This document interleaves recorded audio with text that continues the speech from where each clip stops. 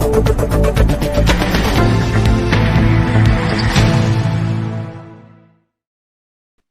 वालेकुम ख़वातीन व हज़रात, मैं उसरार अहमद कसाना। 4-5 चीज़ों के बारे में आज गुफ्तगू करनी है आपसे। इम्पॉर्टेंट चीज़ें चल रही हैं और आपने देखा कि मुख्तलिफ जो डेवलपमेंट्स हो रही हैं, डेली की बुनियाद पे हम देख रहे हैं कि अजीब सी खबरें आ रही हैं। लेकिन उससे पहले एक अच्छी खबर जो मैंने पिछले दिनों में आपको सुनाई थी, उसकी एक कंटिन्यूटी जो मैं आपको दिखाना चाह रहा हूँ, वो ज़रा देखेंगे तो आपको पता चल जाएगा। ये है जी, ये मैंने आपको दिखाना था, ठीक है। ये आपको याद है कि पिछले दिनों में हमारे 100,000 सब्सक्राइबर्स हुए थे, तो मैंने आपको बताया था कि वो 100,000 का जो लैंडमार्क था, माइलस्टोन था, वो हमने अचीव किया था। ये अब आप देख सकते हैं, ये उसका एक प्लैक जो है वो सामने आप देख रहे हैं, ये इस वक्त आपके आ गया।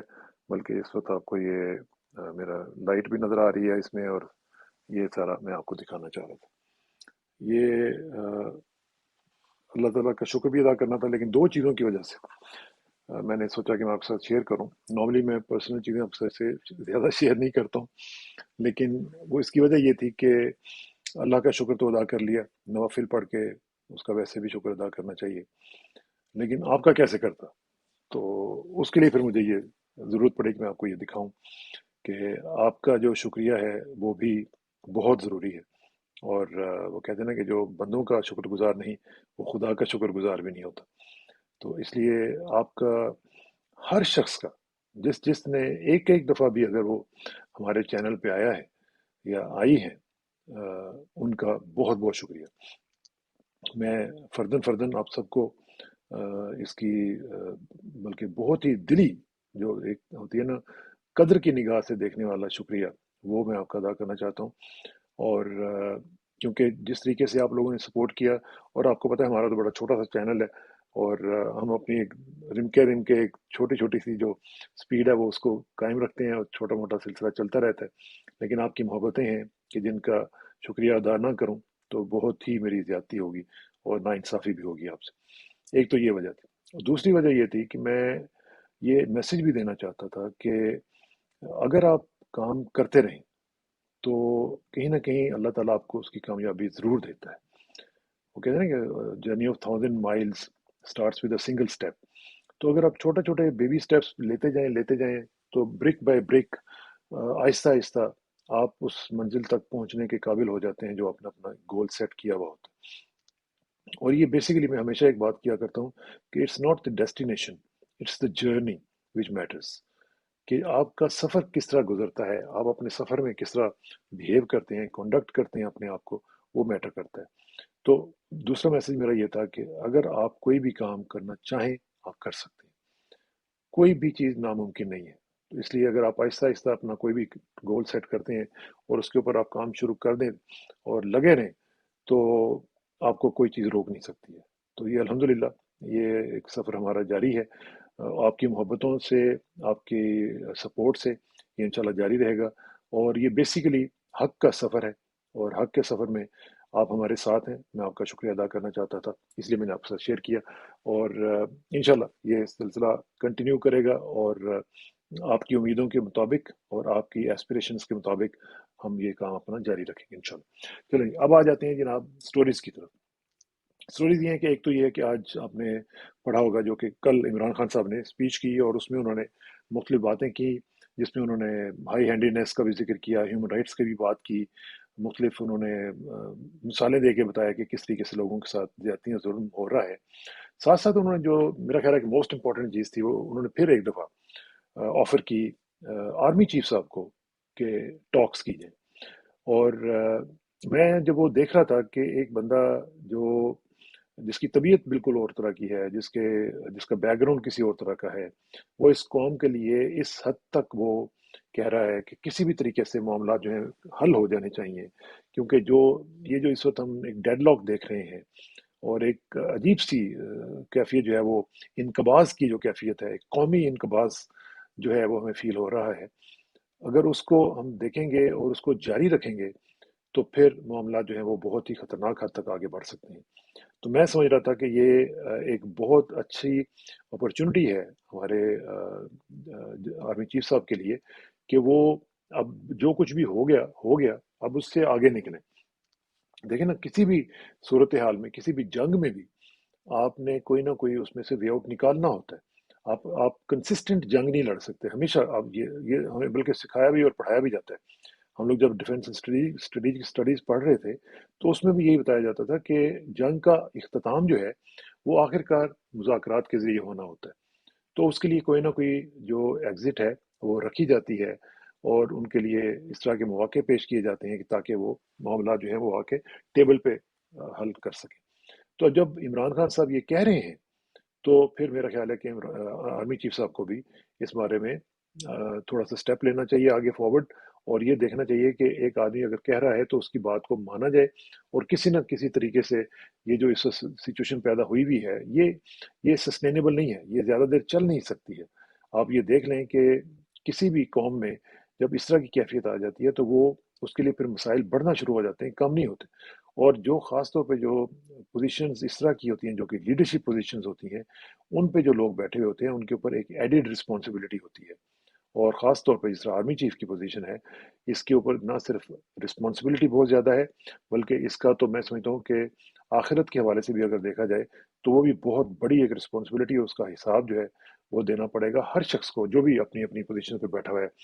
मैं बात करूंगा बाद में अदलिया के बारे से भी, लेकिन मैं सिर्फ चाहूँगा कि आर्मी चीफ साहब से मेरी गुजारिश होगी कि इन मामलात को वो टैकल करें, और उनकी जो ऑफ़र है उसको तस्लीम करते हुए, कबूल करते हुए उनके साथ बातचीत का कोई ना कोई सिलसिला शुरू करें।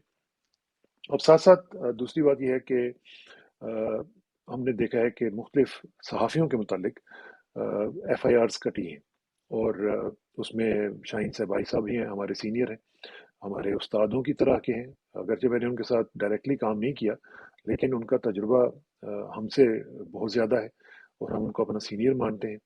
और मुईद पीरज़ादा साहब हैं, इसी तरह वजाहत सईद हैं, उनकी भी सुना है, उनके भी बारे में भी इस तरह की चीज़ें हुई हैं। साबिर शाकिर साहब हमारे साथ दोस्त हैं, मैं और ए आर वाई में उनके साथ मैं काम कर चुका हूँ। और इसी तरह मुख्तलिफ लोगों के बारे में जो एफ आई आर्स कटी, मैं सिर्फ ये कहना चाह रहा था कि ये देखें, ये इस तरह एफ आई आर्स कटने से हमारे मुल्क की बदनामी हो रही है। मैं बाहर जब यहाँ से जाता हूँ, मुख्तलिफ लोगों से इंटरेक्शन करता हूँ, तो उनको पता होता है ये पाकिस्तान से है, तो वो पाकिस्तान की मुतल्लिक चीज़ें वो पढ़ के आए हुए होते हैं, तो उनको पता होता है कि पाकिस्तान में क्या चल रहा है। तो जब इस तरह की वो बातें करते हैं तो हमें, आप यकीन करें कि हम एम्बेरस होते हैं। और ख़ास तौर पे सहाफ़ियों के बारे में, जहाँ पे अब दुनिया जो है वो आपको पता है कि कितनी ज़्यादा फ्रीडम ऑफ एक्सप्रेशन के बारे में कितनी टची है। और इस माहौल में हम उनके खिलाफ, सहाफ़ियों के खिलाफ अगर इस तरह की एफ आई आर्स कटवाएंगे और पाकिस्तान का नाम बदनाम होगा, तो ये सिर्फ मुझे तो बदनामी नहीं ना फील होगी, ये तो सारी कौम की बदनामी है। तो मेरी गुजारिश होगी कि इस बारे में इसको नज़रसानी किया जाए, और इन सहाफ़ियों के बारे में और ओवरऑल जनरली भी जितना भी वहाँ पे क्रैकडाउन जो शुरू हुआ हुआ है, और पुलिस जिस तरह आज इमरान खान साहब कह रहे थे कि 15-15, 10-10 लाख रुपया लेके, क्योंकि उनको तो बहाना चाहिए होता है ना, उनकी तो चांदी हुई हुई है, आप कहीं भी ना, और फिर वो फिर भी कर रहे होंगे। तो इसलिए, और बदनामी किसकी होगी? बदनामी सारी आपकी होगी।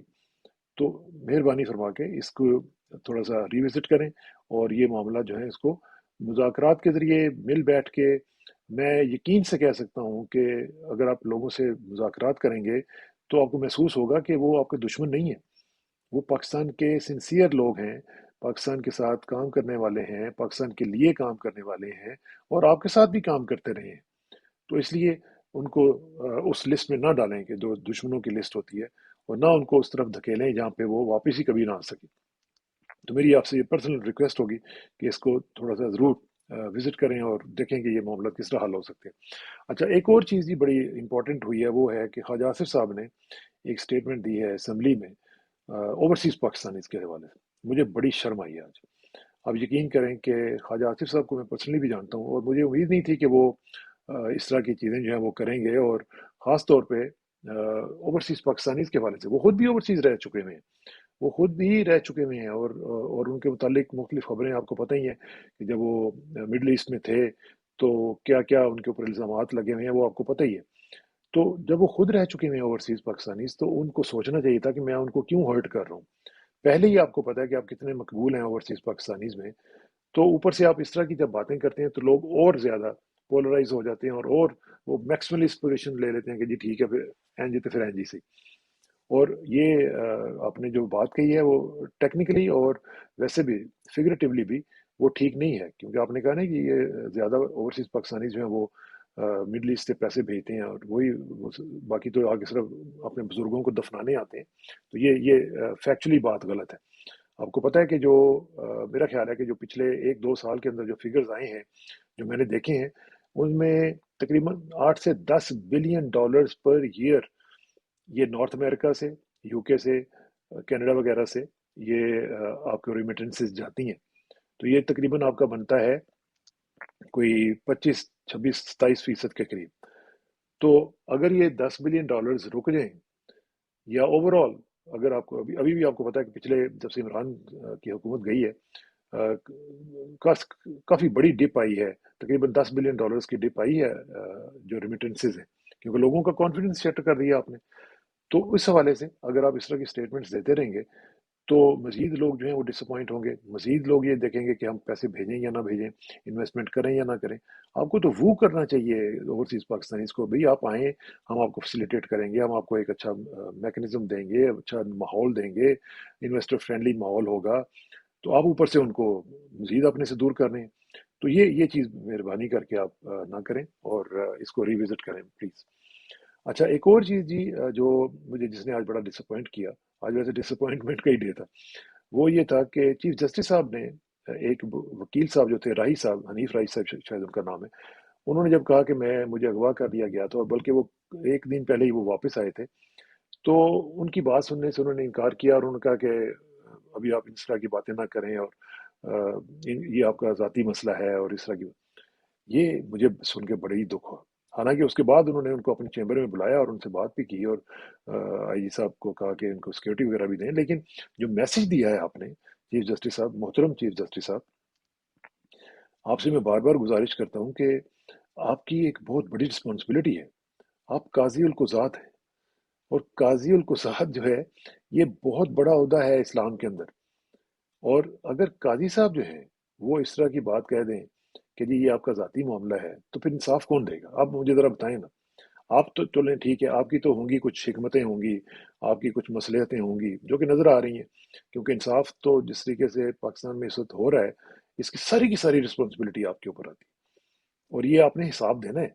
आपने ये नहीं कह सकना कि मैं रिटायरमेंट के बिल्कुल उसके धाने पे था तो इसलिए मैंने कोई बात इस तरह की नहीं की ताकि मेरी रिटायरमेंट जो है वो गड़बड़ ना हो। नहीं, आपके आखिरी दिन के आखिरी लम्हे तक आप अकाउंटेबल हैं चीफ जस्टिस साहब। और अगर आप इसको नहीं मानेंगे तो आपको क़यामत वाले दिन भी अगर अल्लाह ने ये कह दिया कि ये आपका ज़ाती मामला है, मेरे साथ इस वक्त बात ना आप करें, तो फिर आप कहाँ जाएंगे? आपके पास जो लोग जाते हैं वो इंसाफ के लिए जाते हैं और आपका ये काम नहीं है कि आप मसलियत कोश हो जाए। वो कहते हैं ना कि वो फ़कीह मसलियत भी से वो रिंदे बादा खार अच्छा। ठीक है ना? तो ये आप मसलियत कोशी ठीक है, आप कर रहे हैं, लेकिन इसकी जो कीमत है वो कौम दे रही है और कौम को जो मैसेज जा रहा है वो ये है कि हमारी सुप्रीम कोर्ट जो है वो इस वक्त आइन की बालादस्ती के लिए अपना किरदार इफेक्टिवली नहीं अदा कर रही है। तो इस पे मेरी गुजारिश है कि इसको थोड़ा सा आप देखें कि कैसे कॉन्फिडेंस बहाल किया जा सकता है। अगर खुदा ना खास्ता आपके फैसलों के ऊपर अमल नहीं होता तो मैंने पहले भी कहा था कि आप छोड़ दें।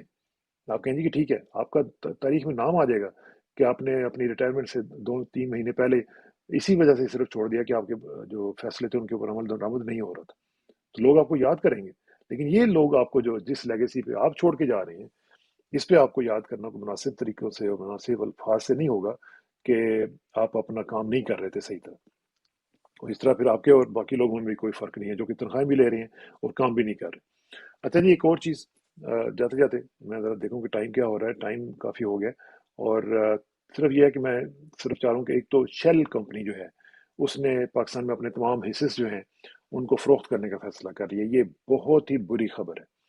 ये हमारी इन्वेस्टमेंट जो कम्युनिटी है, जो इन्वेस्टर्स कम्युनिटी है, उसके लिए और इंटरनेशनल एफडीआईज वगैरह के लिए ये बहुत ही बुरी खबर है कि एक शेल जैसी कंपनी जो कि वर्ल्ड रिनाउंड कंपनी है, वो अगर अपने आप को पाकिस्तान से डिसएसोसिएट कर रही है और वो ये मैसेज दे रही है कि हम अपने सब कुछ यहाँ से बेच के अपने हिस्से वगैरह सेल करके वापस जा रहे हैं, तो मेरा ख्याल है कि नींदें उड़नी चाहिए थी हमारी हुकूमत की, हमारे इसहाक डार साहब मोहतरम की اور باقی لوگوں کی.